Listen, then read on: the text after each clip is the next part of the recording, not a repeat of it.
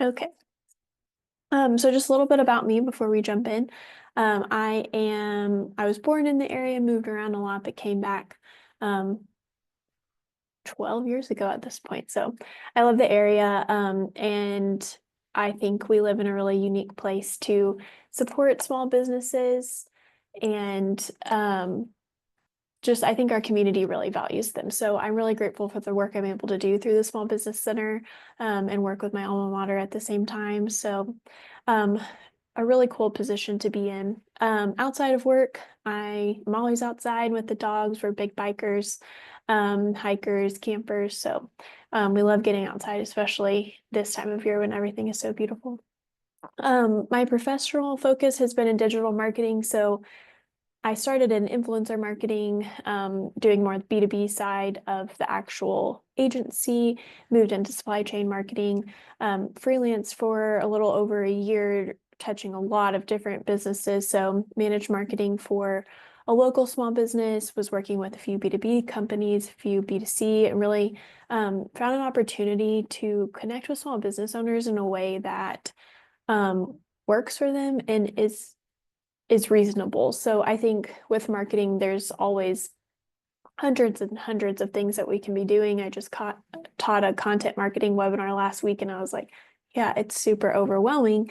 But I think something I try to do with my clients is really simplify and kind of help step up and understand what's attainable. And so that our clients are always learning from everything we're doing from a digital marketing perspective. There's so many organic opportunities that are missed. And that's really where I focus. So a lot in analytics, budget optimization, search engine optimization, platforms like Google Business that are really easy to get started on and free for small business owners. And there's so much value there when we know how to do it correctly. So first, what is Google Business? If you're not familiar, it is an easy to use tool for businesses and organizations to manage their online presence across Google. So if you Google something in your search bar or you're using Google Maps and you see those business listings pop up at the top, that's what we're talking about today for Google Business. So um, it's an amazing source for local SEO because one, you're using another Google tool. So when I say local SEO, we're kind of talking about those near me searches. So bakery near me, lunch, Fayetteville, Arkansas, kind of things when you're like, people use that a lot for traveling, like what's around me, what can I go experience? I use it all the time in town just to kind of refresh what's going on. Um, so it's a lot easier to optimize this profile and to get it listed quickly and for users and potential customers to start interacting with you than it is maybe to optimize your full website. That can take more time for Google to understand your priorities for SEO. So I always love business owners to start with Google business profiles. So you can manage your products and services, your website listing, social media, a great place for reviews and customer interaction. Um, an amazing platform to just keep your customers updated. So as small business owners, we have lives as well. Things change. If we need to set special hours or we need to close early, it's a really great resource to be able to communicate with search engines in addition to our current and potential customers. And then I really like the performance metrics that we're able to get through Google Business. I am an analytics nerd, so I'm always going to like performance metrics, but there's some cool stuff in Google Business, like what type of device people are coming from, where they're finding you, how far they drive. So like direction requests, which I think is really interesting. And we've used that in a few different ways for clients, but it's always useful to understand direction data, in my opinion, for some marketing, because say that you see that a decent amount of people are asking for directions from Bentonville, but you're located in Fayetteville. We could try some type of targeted campaign, or we might do a little bit of advertising or marketing in Bentonville, even though we're Fayetteville local, because we can assume you have a product or service that is valuable enough for people to drive down for. So a few different ways. But overall, it's free, which I try to really advocate for my clients to use effective and free platforms that are impactful, and Google Business is one of those. So I hit some of these already, but it's a great way to drive people to your website, and you get those metrics as well. So you can understand the impact of your Google Business listing to your website traffic as well. Those customer reviews are really important. We'll get into that in a bit, but basically Google as the search engine uses a few different important elements to understand when to serve your Google Business listing, and that's what we're talking about today. So different elements for kind of some keyword optimization to help your customer, but also the search engines know when to serve your profile. And reviews is a big part of that. So if we can provide a product and service that provides a positive experience and kind of start, encouraging our customers to write reviews, then that starts training the search engine as well. And you'll actually start seeing certain keywords from reviews pop up in certain listings and searches that are related to the actual user search. Great place to inform customers of updated hours, any changes, keeping menu items up to date, photos, sharing about parking information. It kind of exists as this hub.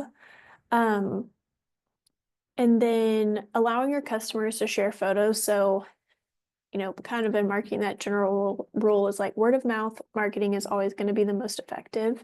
And then in addition to that, user generated content is really effective because it shows the actual experience that customers are having. So you'll see on restaurants and stuff a lot, like people's actual pictures of the food or the inside of the restaurant. And all of these things start to come together to help someone make a decision about visiting your location or interacting with your business.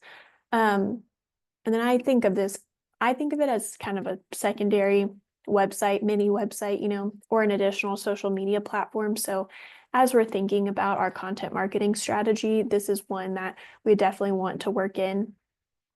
Anyone can have a Google Business listing. You do not have to have a physical location to have one. So if you maybe we'll find that some like service-based companies like an accountant or house cleaner or something like that won't have a physical business location. They work out of their home or they operate, from their car mostly or something. You have the option to hide the location. You just have to put in an address for the listing so that they can send you a verification card. But that's why I like it as well, is it's not limited to only brick and mortar.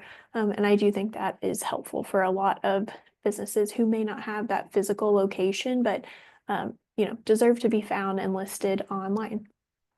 And then connecting to Bing places. So I think Bing, often gets overshadowed by Google, but Bing is the native browser for a lot of Microsoft products. So some people just use it natively. And all you have to do for Google Business is a quick little connect, and then it shows up on both. So really, minimal effort to have your business listed across a few different platforms. And then getting started, if you don't already have a Google Business, when I send this out, super easy to get started. They will walk you through the whole process. The biggest part is just making sure you have somewhere to send your verification card to. For a while, they were doing videos, and I got mixed feedback from clients. Some people were getting a video, some people were getting a postcard. So I have both included, but you will have to verify it. They just have to make sure that you're a real business and a real person. But again, you do not have to have a physical business location to have a listing. Customizing your account is really the bulk of today's conversation, as it is the most important, and you have a lot of options. Your options change as well, depending on your category and your product or service. So the first thing that we want to do is, and this is all in your about section of the profile. So we want to set a business name that is, reflective and accurate. And then select the correct business category or categories, and I linked a full list here. There are a lot of categories, but we want to make sure that we choose the one that is closest to what we want to be seen as, but also our customers search for us as. So just pick the ones that make sense to you. A great way to understand too, if you're kind of in between two, go see what your competitors are listed as, kind of get in that user mindset and go Google around for products and services like yours. And it's normally pretty clear what category your profile should be under. Your business description, this is really important. This is kind of your opportunity to write, your little elevator pitch for Google as a search engine and your user. And this is where we want to include some of those keywords that will help inform the search engines and our users. And we'll get into the actual, keyword and research aspect, but sorry, I was looking at the Q&A. I will address the Q&A at the end, or I will get really distracted. So thank you guys for being active in there, and I will catch up towards the end. But yeah, so we'll get into that, but that is where you start seeing certain words light up throughout the profile, and it's really helpful. So sometimes, you might have your description of your company overall for marketing assets, and you might find that you need to work in a few specific keywords for the search engine. And normally you can just adapt a lot of the marketing language that you already have. Including your website link is really important. So a true value of Google Business is that it's normally going to show up first in a search result, whether you're on desktop, mobile, always first in Google Maps, because that's the only thing that will show up as a listing. So having your information really clear there, people can just find your website really quickly versus needing to remember your URL or go search for you somewhere else. Like, it just makes it easy for the user, which is always a good experience. So include your website link. Your location and service areas is really important, and I have a slide on this in a minute, but that allows Google to understand how far out to serve you. So, Google has a lot of information on us. It knows where we are when we're making a search. It knows where we are on the map. And so if we're doing a near me search or Fayetteville, Arkansas, it's going your location details that you set and your service areas, how far out you kind of want that service radius will depend on how you actually get served in a search. Hours and special hours. So we want to make sure that you have your normal everyday business hours, and then especially as we come into the holiday season, make sure that you're setting any special hours. And if you already know those open close dates, or maybe you have special times or something that you're going to be working around, go ahead and put those in, just so people know what to expect. Most of the time when we're getting poor reviews or customer interactions, it's because the customer had an expectation of something that we didn't meet. And I have dealt with that before with hours. The shop closed, a customer came early for an event, they didn't update Google Business, and the customer came in, they had a bad day, they left a bad review. We worked it out. It was a misunderstanding, and the customer at the end of the day was really nice about it, but that was our miss for a potential, an opportunity to communicate with our customers. And so check your special hours. If you have to close early for a doctor's appointment or pick your kid up, or an ice storm happens, just kind of build that in your workflow of things that you need to do to communicate with. And it's pretty easy. You can do it from your phone too, but just build that in to your workflow. They also have a pretty neat area where you can set special or add more hours. So I saw something the other day of a cafe. It wasn't in our area, but they had to make a post basically communicating their open hours, because and they have it on their Google business as well, but it was like they had certain breakfast hours and then they closed for a minute and then they had certain lunch hours. And you can do this here like breakfast, brunch, lunch, which I think is nice. Senior hours, or if you have quiet hours, or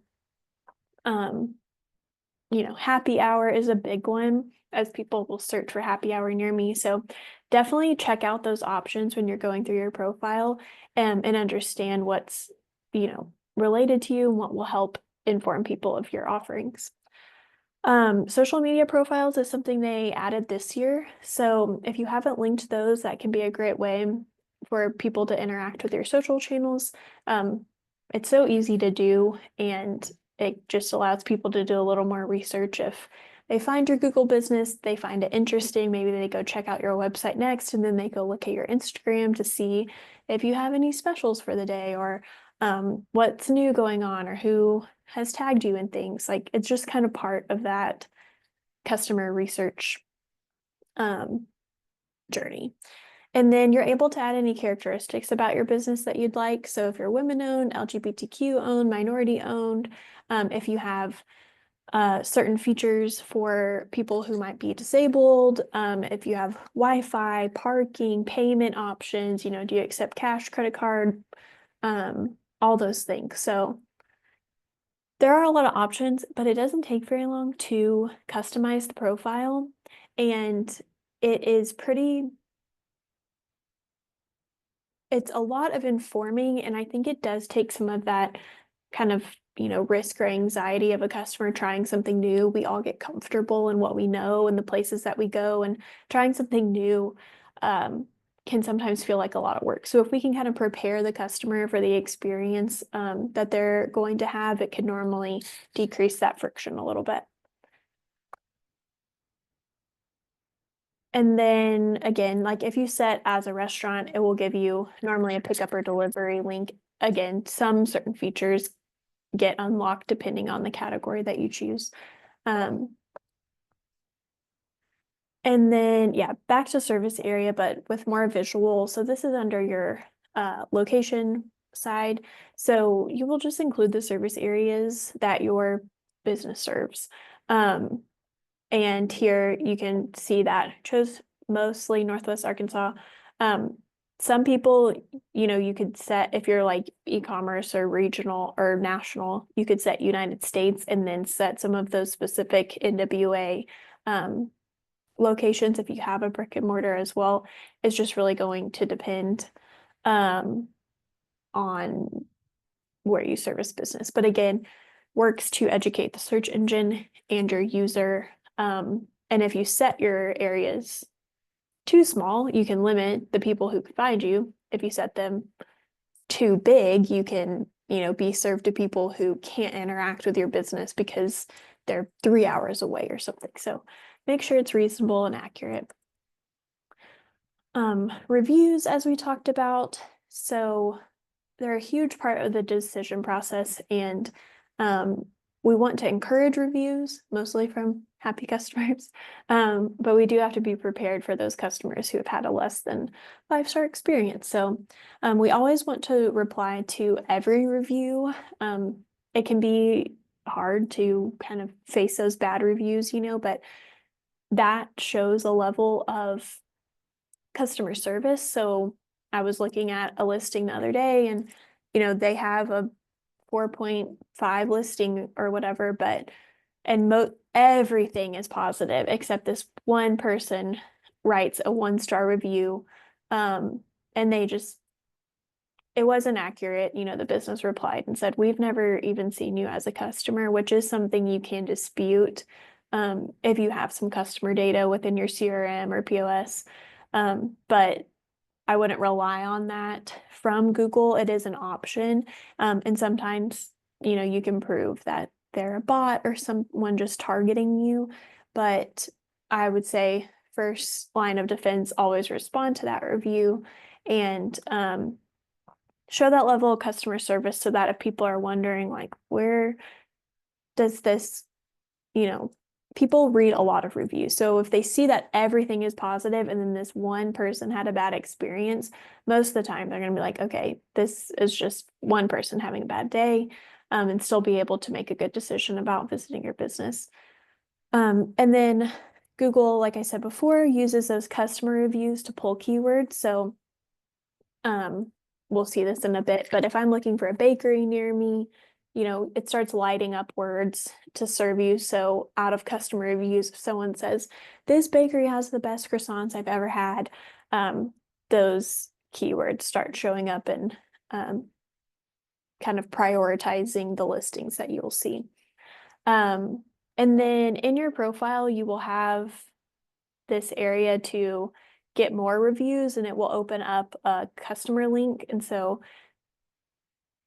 this is hidden, but below that you'll have a custom URL, and you could take that URL and make a QR code or something, put it at your checkout, use it in a follow-up email or something asking for reviews. So I guess another thing to add is we cannot prompt reviews, so we can't say, hey, we'd love it if you go tell us we did an amazing job and that we have the best food in the area. But you can say, hey, if you had a 5-star experience today, we'd love for you to leave a review. If you had a less than 5-star experience, we'd like to talk to you about that and understand your experience and how we can improve. I subscribe to someone who does do that after an appointment. And I like that opportunity to open up conversation versus just allowing someone to have a bad experience and going straight to reviews. There are always those people who will go straight to the review section. And so I do like opening up that opportunity to have a conversation about it first, make it right. And then hopefully next time they come in, they can be one of those 5-star reviewers. Managing multiple locations, this gets brought up every once in a while with some clients. So I've included a resource here. It is possible to manage different locations in Google Business, but it does take a certain type of kind of account hierarchy and setup that will be specific to your business. So if you feel that you need to manage multiple locations through Google Business, this link will be a great resource to understand that opportunity. This is the performance metrics, so you get to see a few different things. Your website clicks is something I like to pay attention to. I like to understand device as well, because like this Google Maps versus search information is always interesting to me, and then understanding mobile versus desktop. So as a best practice, we always want our website to be mobile optimized, but sometimes we need the proof to know that we need to put in the work. So if we know that 63% of people who come from Google Business are on their phones, we need to go check that user experience and make sure that everything works really well. Especially if we're seeing like very short site time or something, we might need to go check that mobile experience. And now we will get into tools for keyword research for optimizing Google Business. This is kind of like SEO light, but a few areas to pay attention to. So competitor research is always a great place to start. And this is what I was talking about earlier. So if I'm looking for a bakery in Fayetteville, I search here, you can start seeing these highlighted areas of bakery and customer reviews. Google knows that a donut's kind of associated with a bakery, but it wouldn't make sense for Cronuts Donuts to set their category as bakery when people know them for donuts and want to come there for donuts. So Google does, they are smart. They have a lot of tools and AI in the back end, so they will search and start serving based on a lot of different areas. But just in a competitor, kind of research, go through and check their positioning, check their description, see what people are posting, see what images they have. We want to make sure that we look competitive on our listings, and the best way to know that is to go look at our competitors first. So a lot of the times, that will just help us with positioning. If we know what our customers already expect from our competitors, we need to be able to meet that and hopefully go beyond. Google Trends is a really neat platform. You can check keywords for anything, products, services, just general words, and see what people are searching and kind of see the difference between the two. So this is just an example of like, okay, maybe I'm considering positioning my business as a bakery and a pastry shop. What is a better, kind of user customer expect keyword? And we can see here clearly that bakery is the kind of accepted customer industry term. Not a lot of searches for pastry shop, but in our listing, we could, list ourselves as a bakery, put bakery in our description for keywording, and then also start to work in, we have a variety of pastries, including XYZ, and start putting in some of those specific things that you might be known for, that people come in for, so that it can be served, but the value in positioning your entire profile around pastry shop just isn't there with that very low search term historical data. Something that's interesting too is the regional comparison. So we all have terms, here in Arkansas in the South that other places of the world do not use. So it's always good to check ourselves there, where you might find that there's actually a different term for a certain region. If you are serving that region, then you probably need to include that or take that into consideration. If that's kind of the accepted customer keyword and that's what they're going to be searching for, we want to be knowledgeable of that and be able to work that in to our copy. And then Google Keyword Planner is free through Google Ads. You just have to have an account. You do not have to spend any money in Google Ads to use this, but it gives you search volume. And this is kind of, if you ever take my SEO courses, you'll see some of this too, but kind of beginner into keyword planning and SEO research. But it's just a free way to understand keywords related to your business too. So start working that in of like bakery, people then often search for cake, cupcakes, pastries, and start understanding what you could work in and what would be relative to your business.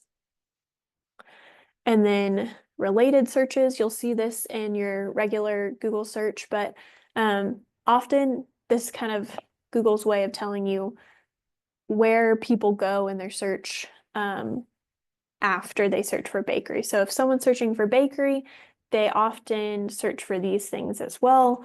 And if anything were specific to us, we might want to consider working that into our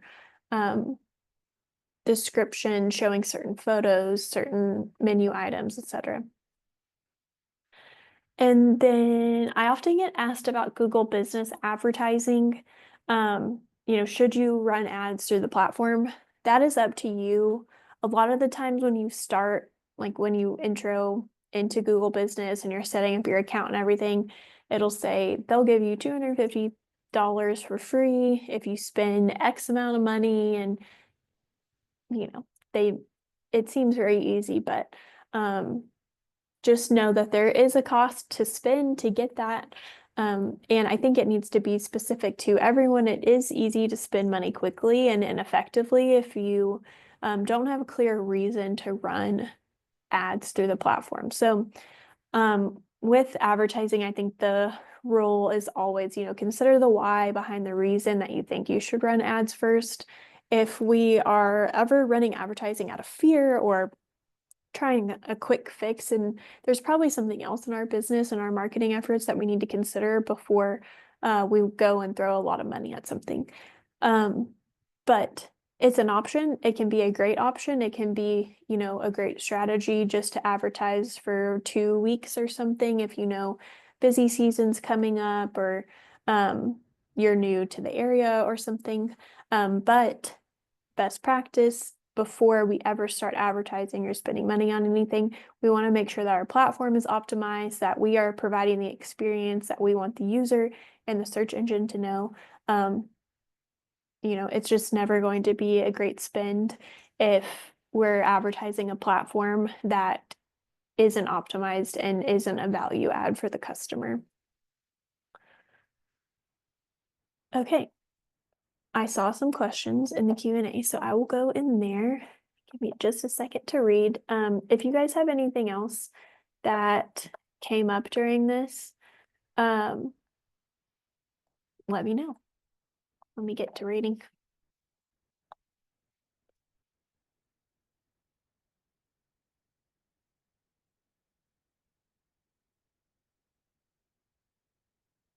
Okay, I see a question in here about operating an online business from the home. If I don't add an address to Google Business, it doesn't show up in searches. Same for not having any hours. Should I just list my home address on my Google profile anyways? I would not ever advise you to put your home address on there unless people are physically coming there. It just, it can be a security issue.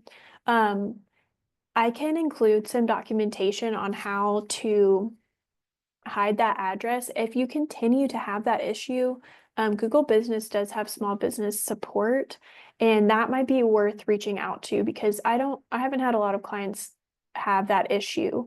And on my end, it normally just looks like, a button or something. So let me find some documentation for that, and I will send that in the follow-up email with the deck and the recording.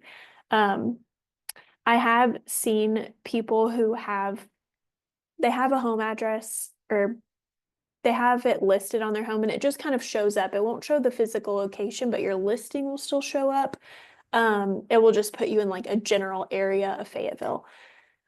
I have seen something where people will put a note that says, some people will run like a massage therapy business out of their house or something. Completely normal and legal, but I completely understand that they don't want their house listed on a public profile. So I've seen a little note that will say, either in their sign up or on Google Business, like we will send the physical address once a customer has signed up or once your appointment is booked. And again, just giving that information to the customer to say, hey, we know this is a little ambiguous right now, but we will give you this information. Here's when to expect it. I've had that a few times as a customer as well. And then we have another question. I'm curious if your Google account has ever been locked. Ours has on a few occasions. So if there's a way to avoid that from happening. I have had that issue with clients, like if they've bought a business and there's kind of some transition. Normally, Google should send you an email on why that is happening. It could be something that you just need to re-verify. That's normally the issues that I've seen. I can try to find documentation on that as well. I have not experienced that personally, but if there's a certain reason it's happening, I've seen sometimes like Google won't want to send traffic to a website or business or something that they think isn't real, or if you've had too many like negative reviews, or some people in the area are Google guides, which is really helpful. But if someone thought your business was closed and they went and submitted that and told Google, hey, this business doesn't exist anymore, you will have to go in and verify or kind of combat that information. So something like that could be happening. If one of those random named reasons I just said doesn't fit your situation, feel free to reach out and we can try to explore that more. But I will I'll try to find documentation for both of those questions and follow up. How many reviews do you think a business needs to look viable? I see lots of profiles with only one, which is not very helpful. I agree. I think, I don't know if there's a great number, but I think like 10 to 15 can give people a good idea. I do think it depends on your type of business. I work with some people who don't want to open up reviews, and like once you have a Google Business profile, you are subjecting yourself to be able to be reviewed on the internet. So that is something to consider. Where if I'm working with someone who's like a psychiatrist or therapist or someone who sometimes they choose not to have a Google business listing. That is 100% the right, decision for their business. I think as far as number of reviews to be helpful, probably, 10 to 15. If there's only one, it doesn't give us much, but if it's one really good one, that's better than 0 and better than one bad one. So, I think that is a good opportunity to do a few marketing campaigns to get Google reviews. So, or if a customer, is physically in your location, or you just had a meeting with them and they're like, thank you so much, this was so amazing. You're getting that verbal praise, they are a happy customer. I think that's a great time to go prompt them for a positive review and say, hey, I'm so glad you had a great experience. I would really appreciate a positive Google business review. Here's the link. Send that in a follow-up email.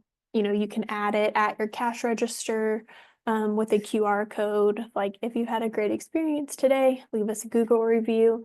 If not, reach out to this email or something. We'd love to talk to you about your experience. So a few different ways to do it, but I think prompting at the right time can provide a really good opportunity to interact with your customers in that way. Okay. That answers everything in the Q&A. And if you guys don't have anything else, we can wrap up a little bit early. You guys can go eat lunch.